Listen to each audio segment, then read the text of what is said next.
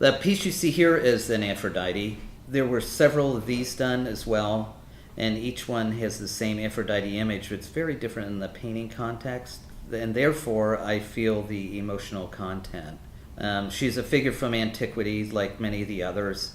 That antiquity grounds us in the present, giving us a sense of respect for it, for the past, and then it will make us more mindful that there is a future, and again lead us to a sense of posterity.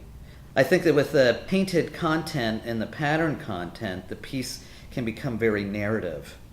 The pattern itself is very narrative, but the color is also very emotional. The hotness of the red against the streaks of the blue, for me, are very significant. It's not only about hot against cold, it's about collision in general. Collision is something that I really like a lot.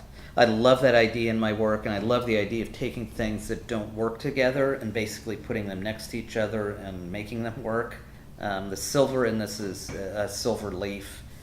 It adds a very classical element, and it separates the image from the surrounding elements, much like putting a piece under glass. The scale of the head is almost overwhelming, which I like. It's very frontal. A lot of people work in dimension, 3-dimension, where they have a foreground, a midground, and a background.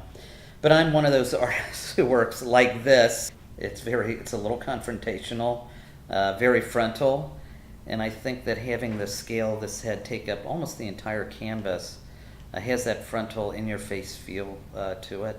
The scale when I work is very important. I love to do scale in a room, for instance. I love to see my pieces when they are almost too big for the room, because they're almost overwhelmed with them, which is just an awesome thing. They become their own environment, if you will.